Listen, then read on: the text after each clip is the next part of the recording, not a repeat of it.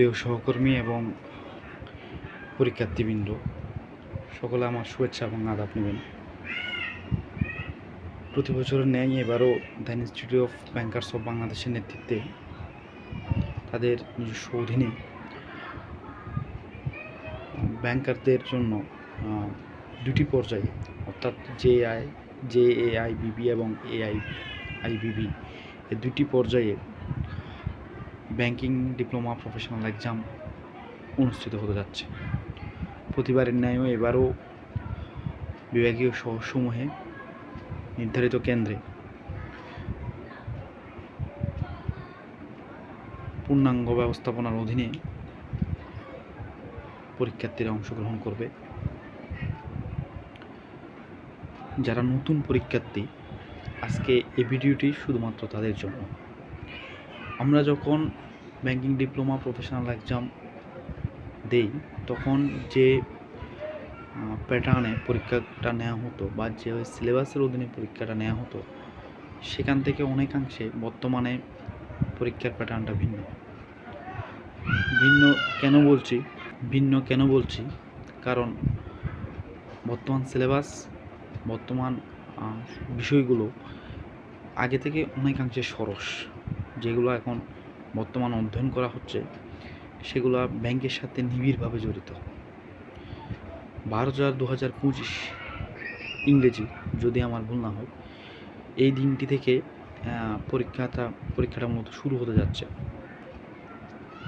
নতুনদের জন্য কিছু টিপস, আমি সহজ বাংলায় বলতে গেলে কিছু কৌশল আমি এখানে ব্যক্ত করতে চাই। পরীক্ষার সময়টাকে আপনারা উত্তর দেওয়ার ক্ষেত্রে ভাগ করে নেবেন।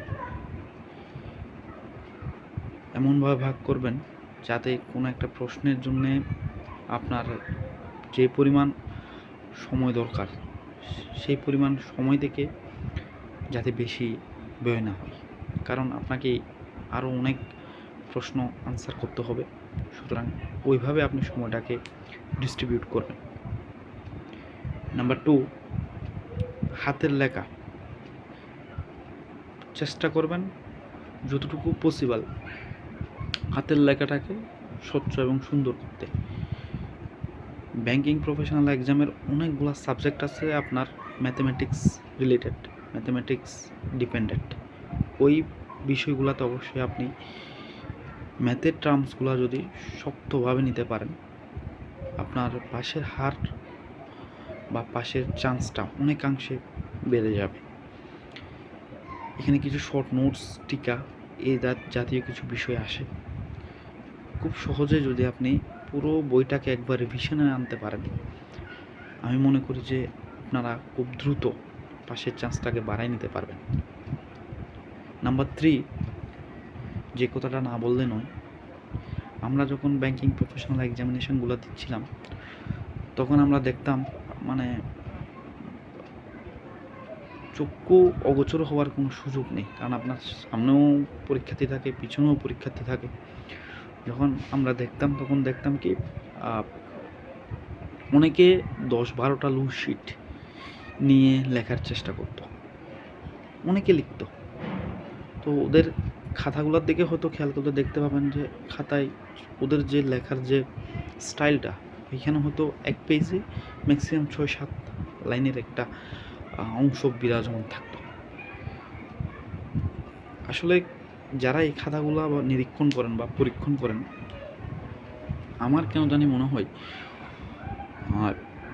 ওইখানে কিন্তু আপনার যে বিষয়বস্তুটা, অর্থাৎ আপনাকে প্রশ্ন করা হলো হোয়াট ইজ ক্যাপিটাল মার্কেট বা হোয়াট ইজ মানি মার্কেট, আপনি এই প্রশ্নটার উত্তরটাকে লিখতে গিয়ে মূল যে এজেন্ডা, মূল যে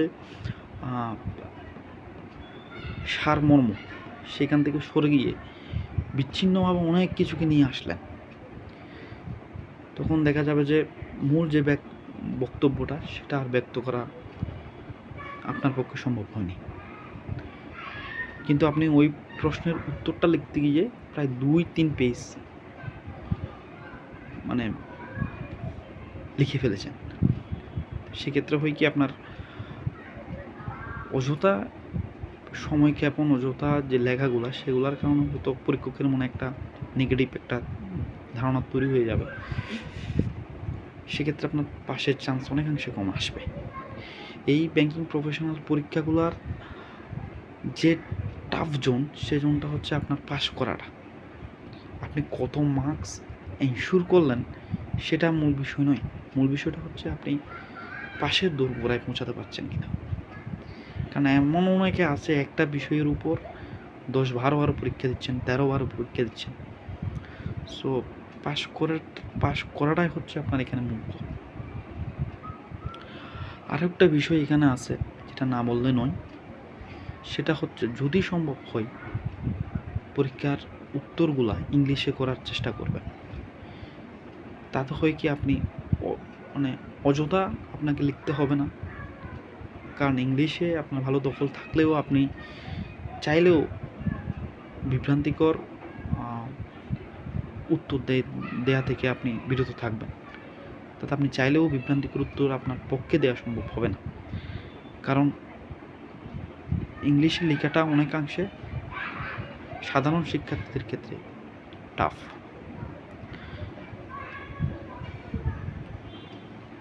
আরও একটা বিষয় আছে,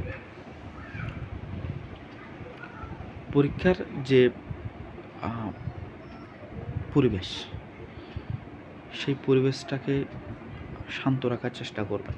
আপনারা যারা পরীক্ষার্থী আছেন তারা চেষ্টা করবেন শান্ত মেজাজে থেকে পরীক্ষাটাকে শেষ করার। ওষুধ উপায় অবলম্বনের চেষ্টা করবেন না। কারণ এখন আইবিবি অনেকটা হার্ড জোনে আছেন। ওনারা চাইলে আপনারকে বিভিন্ন মেয়াদে সাজা দিতে পারেন, কারণ সর্বোচ্চ কর্তৃপক্ষ হিসেবে ওনারা সেটা নিয়ন্ত্রণ করেন। আর যেহেতু ব্যাংকিং প্রফেশনাল এক্সামের যে সম্মানটা সেটা সার্কুলারের মাধ্যমে অনেকাংশে বৃদ্ধি করা হয়েছে। আপনারা যারা নতুন পরীক্ষার্থী তাদের জন্য এটা একটা বেনিফিটেড একটা জায়গা, যেটা আমরা পাইনি। আমরা যারা 2 পার্ট কমপ্লিট করেছি তারা হয়তো এই সুবিধাটা পাইনি। আমরা যে যতটুকু পেয়েছি আপনারা তার থেকে বেশি পাচ্ছেন। তো আপনারা চেষ্টা করবেন আইবিবিকে সহযোগিতা করতে। আইবিবির যে প্রসপেক্টাস, যে নিয়মাবলী, সেই নিয়মাবলীকে ফলো করে একটা সুন্দর এবং শান্ত পরিবেশে একটা পরীক্ষা উপহার দেওয়ার জন্য। আর আমরা তো ব্যাংকার, আমাদেরকে মনে রাখতে হবে আমরা প্রথমেই ডিসিপ্লিনের একটা জায়গায় আছি, শৃঙ্খলার একটা জায়গায় আছে। সো আমাদেরকে সেইভাবে মেন্টালি প্রিপেয়ার্ড হয়ে যেতে হবে। আর চেষ্টা করবেন যে প্রশ্নগুলা বাধ্যতামূলক দেওয়ার, সে প্রশ্নগুলো আনসার করার।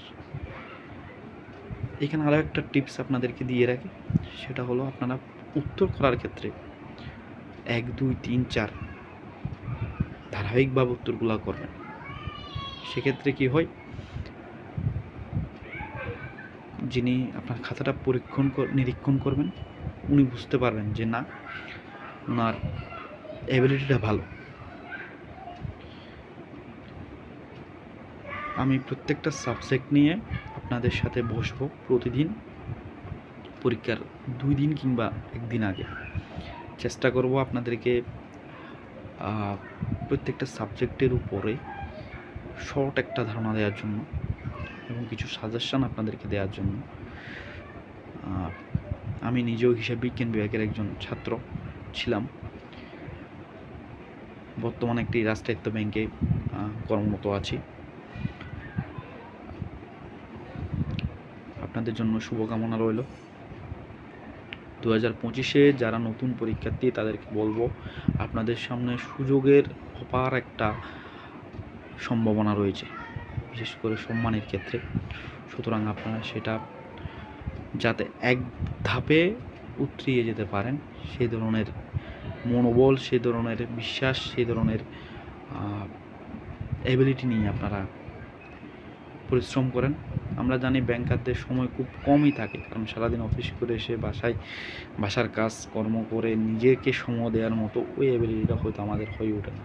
সো আপনাদেরকে আমি অনুরোধ করব, অন্তত কিছুটা সময় হাতে নিয়ে একটা শর্ট সাজেশন তৈরি করে নিজের মতো করে যদি আপনারা এগোতে পারেন, আমি মনে করব যে আপনাদের সামনে প্রতিবন্ধকতার কোনো জায়গা থাকবে না।